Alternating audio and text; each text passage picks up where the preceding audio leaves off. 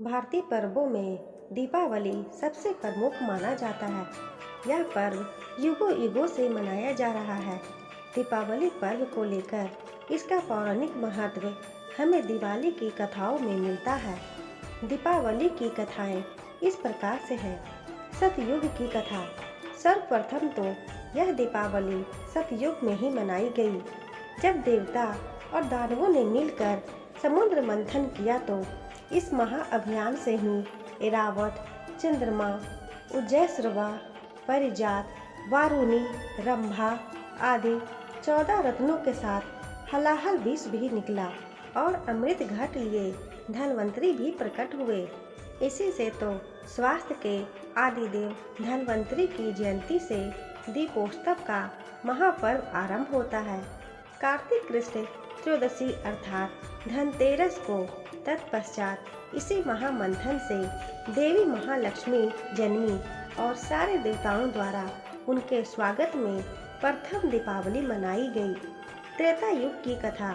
त्रेता युग भगवान श्री राम के नाम से अधिक पहचाना जाता है।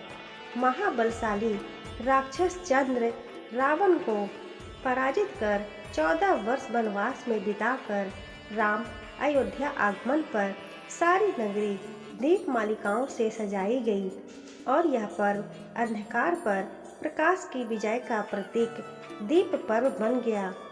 दूसरा, द्वापर युग की कथा।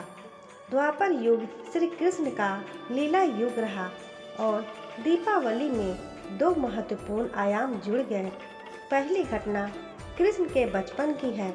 चंद्र पूजा का विरोध कर गोवर्धन पूजा का क्रांतिकारी निर्णय क्रियान्वित कर कृष्ण ने स्थानीय प्राकृतिक संपदा के प्रति सामाजिक चेतना का शंखनाद किया और गोवर्धन पूजा के रूप में अन्नकूट की परंपरा बनी। कूट का अर्थ है पहाड़। अन्नकूट अर्थात भोज्य पदार्थों का पहाड़ जैसा ढेर अर्थात उनकी प्रचुरता से उपलब्धता। वैसे भी कृष्ण बलराम कृषि के देवता हैं। उनकी चलाई गई अन्नकूट परंपरा आज भी दीपावली उत्सव का अंग है। यह पर्व प्रायः दीपावली के दूसरे दिन प्रतिपदा को मनाया जाता है। द्वापर युग की कथा। दूसरी घटना कृष्ण के विवाहोपरांत की है। नरकासुर नामक राक्षस का वध एवं अपनी प्रिया सत्यभामा के लिए पारिजात वृक्ष लाने की घटना दीपोत्सव के दिन पूर्व अर्थात रूप चतुर्दशी से जुड़ी है। इसी से इसे नरक चतुर्दशी भी कहा जाता है। अमावस्या के तीसरे दिन भाई दूज को इन्हीं श्री कृष्ण ने अपनी बहन द्रौपदी के आमंत्रण पर भोजन करना स्वीकार किया और बहन ने भाई से पूछा, क्या बनाऊं, क्या जिमाऊं?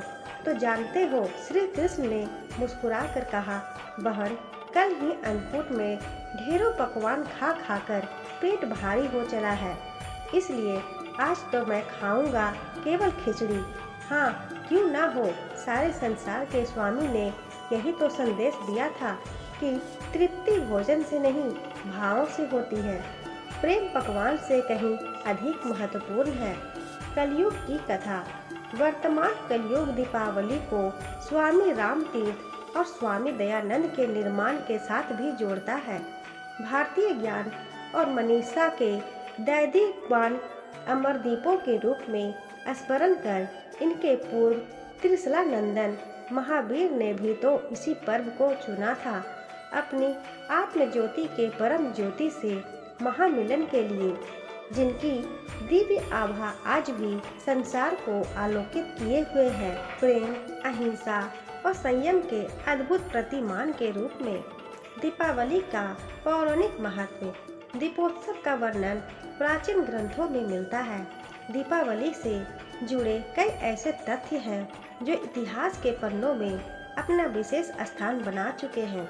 अतः इस पर्व का अपना ऐतिहासिक महत्व भी है।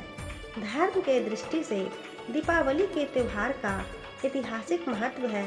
भगवान श्री विष्णु ने 3 पग में तीनों लोकों को नापकर तथा राजा बलि की दानशीलता से प्रभावित होकर पाताल लोक दिया तथा आश्वासन दिया कि उनकी याद में भूलोकवासी प्रत्येक वर्ष दीपावली मनाएंगे। त्रेता युग में भगवान राम जब रावण को हराकर अयोध्या लौटे, तब उनके आगमन पर दीप जलाकर उनके स्वागत में खुशियां मनाई गई। जैन धर्म के 24वें तीर्थकर महावीर स्वामी ने भी दीपावली के दिन ही बिहार के पावापुरी में अपना शरीर त्याग दिया। दीपावली के दिन ही अमृतसर के स्वर्ण मंदिर का निर्माण भी शुरू हुआ था। देवी महाकाली ने जब राक्षसों का वध करने के लिए रौद्र रूप धारण किया और राक्षसों के वध के बाद भी उनका क्रोध शांत नहीं हुआ, तो भोलेनाथ स्वयं उनके चरणों में लेट गए और शिव जी के शरीर स्पर्श मात्र से ही देवी महाकाली का क्रोध समाप्त हो गया। अतः इसी की याद में उनके शांत रूप लक्ष्मी की पूजा की शुरुआत हुई। इसलिए दीपावली की रात महाकाली के रौद्र रूप काली की भी पूजा का विधान है। दोस्तों, आशा करती हूँ आपको ये कहानी पसंद आई होगी। कहानी पसंद आई हो तो वीडियो को लाइक करें, अपने दोस्तों के साथ शेयर करें। चैनल को अभी तक सब्सक्राइब नहीं किया हो तो इसी तरह की और कहानियाँ सुनने के लिए चैनल को सब्सक्राइब जरूर करें। धन्यवाद।